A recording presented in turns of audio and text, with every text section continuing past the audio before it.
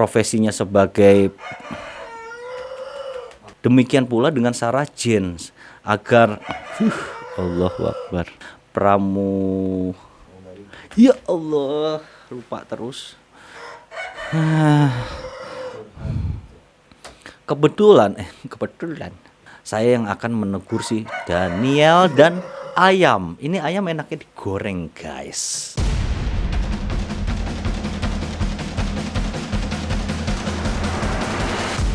Sip, mantap. Hello guys, welcome to my channel. Gimana kabar kalian semua? Sehat? Sip, mantap. Semoga di tengah pandemi yang semakin mengerikan ini kita selalu dijaga kesehatan dan dalam perlindungan Tuhan Yang Maha Esa ya. Amin ya robbal alamin. Kisah kali ini adalah tentang kisah asmara yang pada awalnya sungguh indah, tapi berakhir dengan sangat mengerikan. Kisah ini terjadi di Australia, tepatnya di ibu kota Australia yang bernama Canberra. Di situ ada seorang lelaki berumur 25 tahun yang bernama Daniel Jones. Daniel Jones adalah seorang yang bekerja di lapas di kota Canberra itu.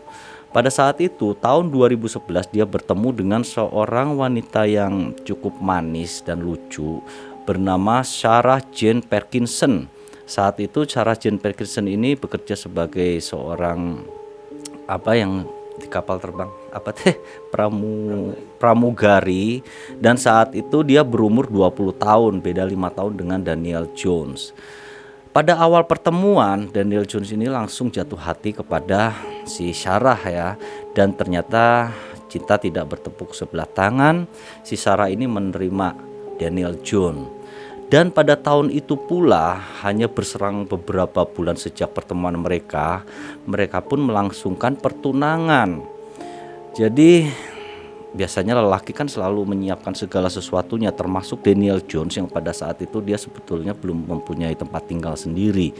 Dengan segala tabungan yang ada, dia pun membeli rumah dan membeli mobil serta perlengkapan isi dalam rumah itu untuk persiapannya menikah kelak dengan Sarah Jane. Demikian juga dengan Sarah Jane, untuk membuktikan cintanya kepada Daniel Jones, dia sampai rela untuk mundur dari pekerjaannya sebagai pramugari.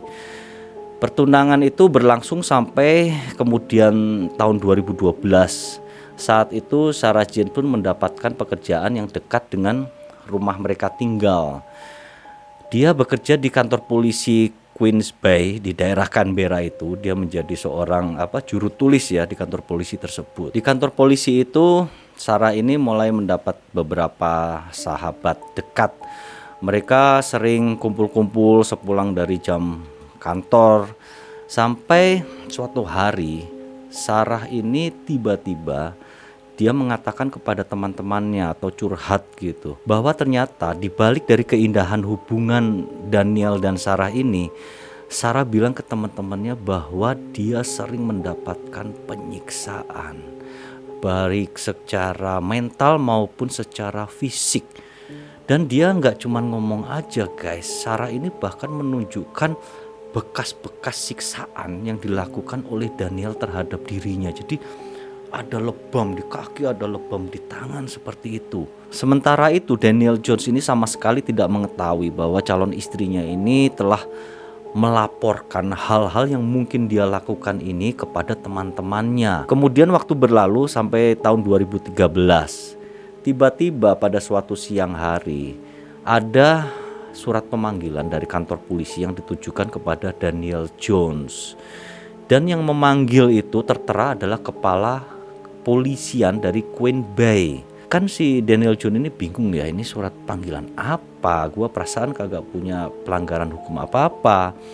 Kemudian karena curiga, dia pun minta ditemani oleh sang ayah namanya Ian Jones. Mereka berdua pun kemudian menuju kantor polisi. Setibanya di kantor polisi, mereka berhadapan dengan kepala kepolisiannya. Terus gak banyak omong nih kepala polisiannya, tiba-tiba dia menyerahkan sepucuk surat yang isinya adalah AVO atau Apprehended Violence Order. Itu adalah surat perintah dari pengadilan untuk melindungi korban kekerasan, di mana isinya berupa hal-hal yang tidak boleh dilakukan oleh pelaku. Jika dilanggar, maka pelaku akan dikenai tuntutan kriminal dan bahkan ditahan. Jadi seolah-olah si Daniel ini telah melakukan satu kegiatan kejahatan kepada seseorang. Jelas Daniel dan bapaknya ini bingung ya, loh, kejahatan apa nih? Ternyata itu adalah berdasarkan dari laporan Sarah Jane. Jane yang mengaku telah disiksa selama ini oleh Daniel Jones akhirnya membuat kepolisian ini pun mengirim surat itu kepada Daniel Jones. Saat itu Daniel jelas menolak tuduhan dari kepolisian ini kan. Tapi kepala kepolisian ini bilang bahwa ada 5 orang saksi yang siap untuk bersaksi atas kejadian ini. 5 orang guys, tiba-tiba ada saksi gitu. Kemudian Daniel ngotot nih, oke, kalau gitu kita konfrontasi aja hal ini sama si Sarah Jane. Sarah pun kemudian dipanggil. Pada saat itu mereka semua kan berada di satu ruangan ya. Sarah kemudian ditanya oleh Daniel, Sarah, ayo kasih tahu mereka bahwa semua ini tidak benar. Sarah ternyata merespon dengan diem aja. Jadi dia cuma bilang bahwa dia tidak mau membicarakan hal ini. Karena tidak ada penyelesaian, akhirnya polisi pun menyuruh Daniel dan bapaknya pun pulang kan. Setiba di rumah ini Daniel sama bapaknya membicarakan hal itu ya. Emang kamu benar Daniel melakukan itu kepada Sarah? Daniel jelas tetap ngotot kan, enggak, saya enggak melakukannya. Terus pada sore harinya Sarah ini kan pulang dari tempat kerjanya. Langsung Daniel ini menanyai Sarah, Sarah, coba bilang bahwa itu semua tidak benar. Apa yang mereka tuduhkan kepadaku tidak benar, kata Daniel. Kemudian Sarah menjawab bahwa udah Daniel, itu mah gak usah dipikirin, gak usah diomongin lagi. Emang gue punya teman-teman banyak itu pada deket di kantor kepolisian itu. Mereka merasa terlalu protektif terhadap gua gitu loh, takut ada apa-apa sama gua. Jadi ini semua adalah kesalahpahaman aja, udah nggak usah dipikirin. Saat itu Daniel mendengar jawaban dari calon istrinya ini ya jadi percaya ya. Dan memang Sarah ini tipe gadis yang mukanya lugu gitu loh, imut, dan ngomongnya itu suaranya kayak anak kecil gitu.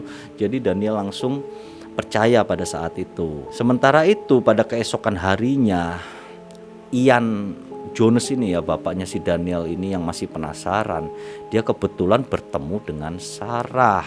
Saat itu bapaknya langsung nanyain ke Sarah, Sarah, apakah benar apa yang dikatakan oleh polisi itu, bahwa Daniel telah menyiksa dirimu selama ini? Kamu jangan takut deh, omongin aja semua ke saya, nanti biar saya akan menegur si Daniel. Saat itu Sarah kemudian langsung menatap mata dari Ian Jones ini secara tajam dan secara meyakinkan. Ayah, tidak ada apa-apa yang terjadi. Jadi semua ini adalah kesalahpahaman. Daniel itu sangat baik kepadaku, hanya teman-temanku aja yang terlalu protektif. Ini kasus terlalu dibesar-besarkan. Bapaknya ini memang dari awal sudah percaya ya, bapak sama ibunya Daniel ini, kepada si Sarah ini. Karena memang Sarah ini adalah seorang gadis yang kasihan gitu, berdasarkan cerita dari Sarah sendiri. Memang Sarah ini gak punya temen gitu, memang dia merasa seperti diasingkan sama teman-temannya. Dan dia juga pernah cerita pernah mengalami pelecehan pada saat dia masih berumur 18 tahun. Cuman meskipun begitu, orang tua dari Daniel ini masih menerima Sarah ya, karena Sarah ini dilihat kan sangat baik banget. Jadi meskipun udah mendapatkan pelecehan, mereka tetap mau menerima Sarah sebagai calon anaknya. Hingga kemudian waktu berlalu sampai bulan November tahun 2013. Tiba-tiba ada satu peristiwa yang mengejutkan orang tua dari Daniel ya. Daniel dan Sarah memutuskan untuk putus dari tunangan. Daniel tiba-tiba pergi dari rumah. Jadi ngakunya si Daniel ini ke orang tuanya bahwa Sarah ini telah melakukan perselingkuhan.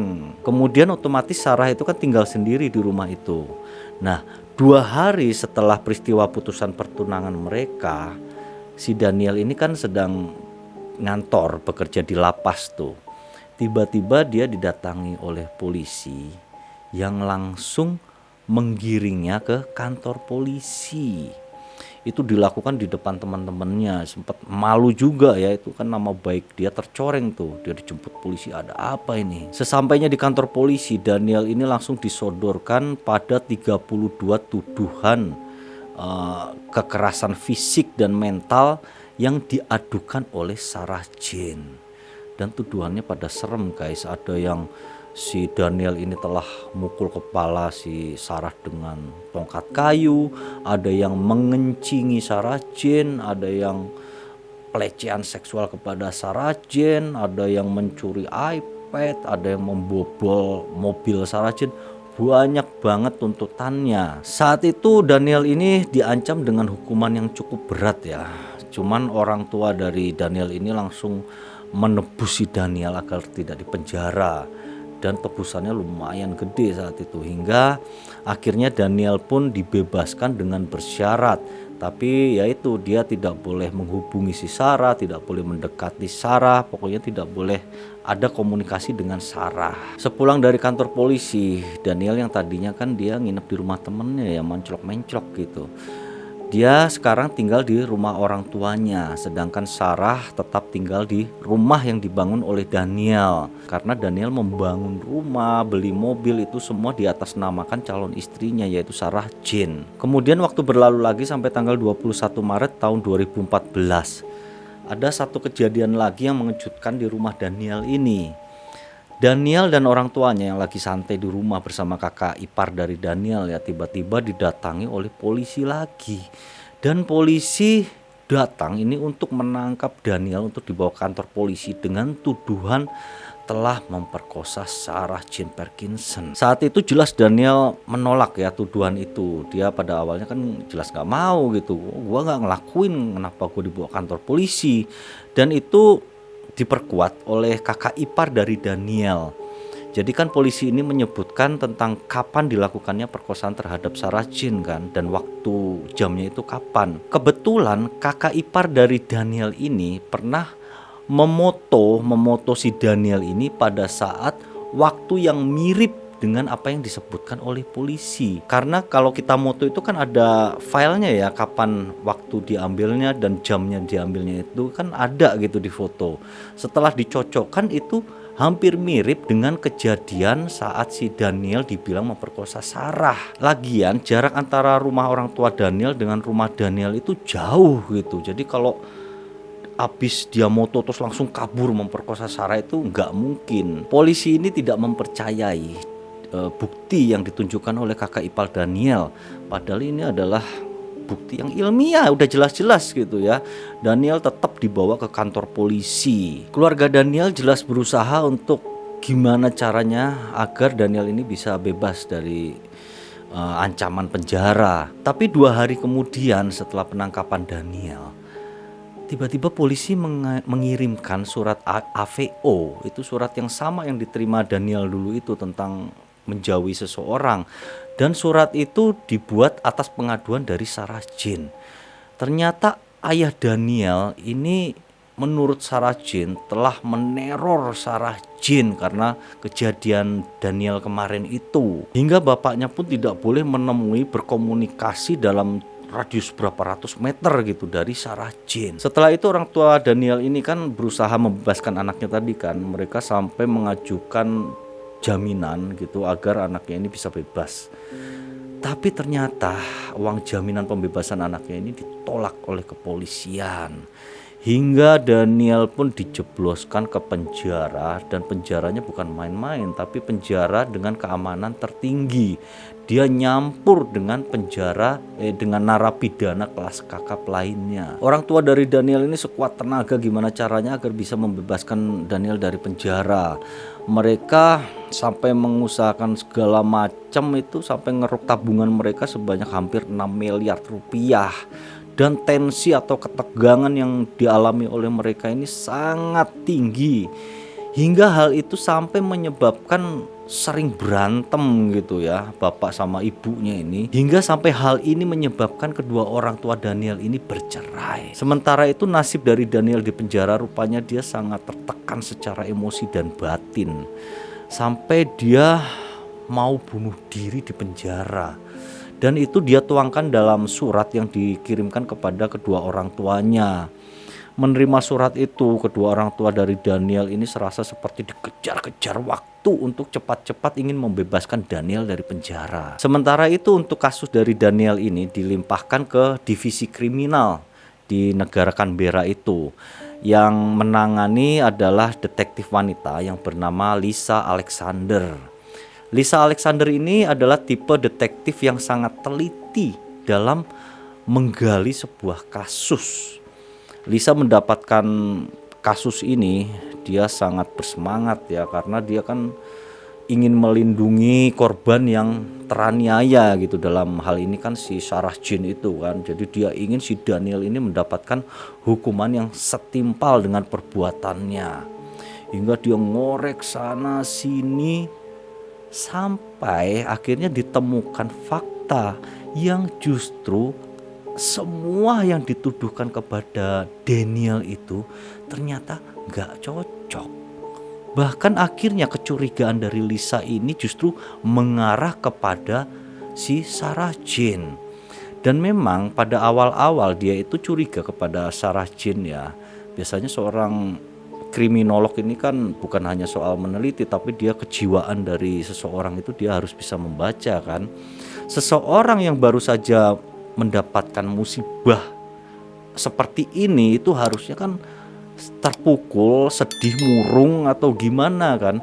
Itu berbalik 180 derajat dengan Sarah Jane yang setelah kejadian ini justru dia tampak sama teman-temannya itu biasa aja gitu loh, ketawa-ketawa bercanda. Jadi gak cocok banget dengan peristiwa yang baru dialaminya. Kemudian ada lagi kecurigaannya, dia mikir gitu, maksudnya kenapa kasus ini begitu cepat dituduhkan kesalahan-kesalahan itu kepada Daniel ini tanpa adanya penelitian yang panjang atau lebih teliti gitu loh. Jadi tahu-tahu Daniel salah, lu dipenjara. Di situ dia baru menemukan fakta bahwa ternyata Sarah Jane ini mempunyai satu koneksi kuat dengan seorang petinggi senior, seorang polisi senior di negara bagian New South Wales. Orang ini bernama Scott John. Dan kemudian dia menyelidiki lagi ya, apa hubungannya Scott John dengan Sarah Jane. Ternyata guys, Scott John dan Sarah Jane ini sudah tinggal serumah. Jadi selama ini mereka berdua udah tinggal serumah. Bahkan anak dari Scott John ini yang jumlahnya 3 orang itu tinggal bareng semua di rumahnya Sarah Jane. Sarah dan Scott John selama ini telah benar melakukan perselingkuhan. Jadi di sini nggak heran ya kenapa kepolisian ini gampang banget melakukan tuduhan kepada Daniel. Orang ada backingnya, orang kuat dari kepolisian itu. Detektif ini mencari bukti-bukti lain ya. Dia menelusuri lagi pengakuan-pengakuan dari Sarah sebelumnya. Pertama adalah soal pisau. Sarah ini pernah mengaku dihadang oleh Daniel kemudian dilukai pakai pisau. Ternyata setelah diselidiki, pisau itu adalah pisau miliknya Sarah Jane. Kemudian yang kedua soal iPad yang ngakunya Sarah ini dicuri oleh Daniel, dan iPad itu ditemukan di halaman rumah orang tua Daniel ya. Menurut GPS yang ada di mobil Sarah ini, jadi pada malam hari itu pada saat Sarah Jane melaporkan kapan hilangnya iPad ya, itu bersamaan dengan peristiwa mobil dari Sarah Jane ini menurut GPS mengarah ke rumah orang tua dari Daniel. Itu tepat dari laporan kapan iPad itu hilang gitu. Jadi sepertinya kan berarti si Sarah sendiri sebenarnya yang naruh iPad itu di rumah keluarga Daniel. Kemudian ada lagi tentang laporan Sarah yang bilang bahwa Daniel ini telah membobol mobilnya di parkiran kantor polisi tempat dia bekerja. Ternyata pada hari itu menurut kamera CCTV yang ada di parkiran ya, Sarah itu tampak tidak mengunci mobilnya. Jadi mobilnya sama sekali nggak dikunci sengaja gitu. Jadi setelah itu dia lapor, wah pintu saya terbuka seperti itu, ada orang yang membobol, dan dia bilang yang membobol adalah Daniel. Kemudian tentang luka-luka lebam itu ya yang dilaporkan oleh Sarah bahwa dia dipukulin oleh Daniel. Jadi Sarah ini rupanya mengidap penyakit jantung. Kalau penyakit jantung dia itu kumat, dia langsung berkunang-kunang, pusing, terus penglihatannya jadi langsung kabur. Nah, saat itu biasanya dia bisa terjatuh sendiri atau nabrak barang-barang sekitarnya gitu. Ternyata itu yang menyebabkan badannya itu lebam-lebam. Detektif Lisa Alexander ini melaporkan semua temuannya kepada kepala-kepala kepolisian itu, sampai mereka melakukan pertemuan ya, rapat untuk membahas khusus kasus dari Daniel. Sampai akhirnya mereka mengambil keputusan bahwa penyelidikan dari detektif Lisa ini adalah benar. Akibatnya akhirnya Daniel pun dibebaskan dari penjara setelah dia mendekam di penjara selama 4,5 bulan. Daniel dibebaskan pada tanggal 4 Juli tahun 2014. Dan pada saat itu keadaan berbalik ya, gantian nih. Jadi si Sarah Jane akhirnya yang dicurigai, dia diinterogasi, diselidiki oleh kepolisian, oleh detektif Lisa itu kan. Dan penyelidikan ini berlangsung cukup lama guys, sampai 5 tahun, sampai tahun 2019. Pada saat itu akhirnya Sarah pun merasa udah nggak bisa ngeles lagi ya, dia udah terdesak, akhirnya mengaku bahwa benar dia selama ini telah melakukan kebohongan-kebohongan yang menyebabkan semua ini terjadi. Hal itu juga diperkuat dengan tiba-tiba ada seorang saksi ya. Saksi itu bernama Louis. Jadi Louis ini rupanya dulu pernah jadi korban kebohongan dari Sarah Jane juga. Si Louis ini difitnah bahwa dia telah melakukan pelecehan terhadap Sarah Jane ini pada saat Sarah Jane masih SMA umur 18 tahun. Itu adalah hal yang pernah diceritakan Sarah kepada orang tua Daniel tadi ya. Sarah Jane ini juga mengaku bahwa motivasi dari dia melakukan semua ini ternyata adalah, pertama, dia ingin merebut rumah itu ya. Kedua, dia ingin mendapatkan ganti rugi. Jadi misalnya terjadi pertikaian gitu yang antara Daniel dan Sarah, berarti si Daniel yang salah gitu kan. Daniel harus mengganti rugi kepada Sarah Jane dengan uang yang sangat besar.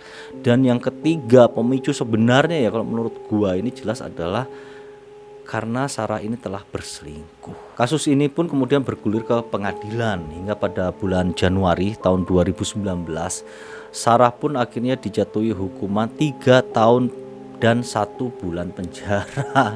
Cuman 3 tahun doang guys, itu tidak sebanding ya dengan kehancuran yang dia buat itu. Si Daniel kehilangan pekerjaan, orang tua nanggung utang, itu uang tabungan habis sampai bercerai, nama baik dari Daniel hancur. Dan itu cocok banget dengan reaksi yang kemudian muncul di masyarakat. Jadi kasus ini rupanya cukup viral pada saat itu di Australia, sampai memunculkan dukungan masyarakat terhadap Daniel. Mereka nggak terima si Sarah Jane ini hanya dihukum selama 3 tahun. Dan masyarakat juga semakin dongkol ya, karena Sarah Jane ini pada saat masih dihukum 8 bulan dia sudah mengajukan banding untuk pembebasan bersyarat diri ya. Itu masyarakat langsung demo lagi minta si Sarah ini jangan sampai dikasih pembebasan bersyarat. Keluarga Daniel juga mengajukan ganti rugi ke pengadilan atau ke kepolisian Australia. Mereka minta ganti rugi karena rusaknya nama baik, pencemaran nama baik yang disebabkan oleh kepolisian kan. Tapi tuntutan mereka ini ditolak oleh pengadilan. Mereka nggak menyerah, mereka terus melanjutkan minta ganti rugi ini langsung ke pemerintah pusat dari Australia. Cuman sampai saat ini hasilnya memang belum diketahui ya, diterima atau ditolak gitu permintaan mereka. Memang kalau soal udah nama baik ya itu sulit banget gitu membaikkan lagi gitu nama yang sudah tercemar. Itu juga yang dialami oleh si Daniel Jones ini. Dia sampai bertahun-tahun ya pasca bebas dari penjara itu kan memulihkan kepercayaan nama dia di masyarakat, dan itu membuatnya stres karena dia juga nggak dapat kerja gitu. Wah, hancur-hancuran lah pokoknya. Itu tadilah kisah tentang Daniel dan Sarah yang menurut gua sungguh miris gitu. Mungkin gelar sebagai pembohong berantai itu cocok buat si Sarah Jane ya, kayak pembunuh berantai, dia mau pembohong berantai. Luar biasa nih cewek, nggak tahu apa motivasinya, gua kagak masuk akal di gua. Mungkin segitu dulu untuk kisah kali ini, semoga dapat mengisi waktu kalian saja. Terima kasih, thank you and see you.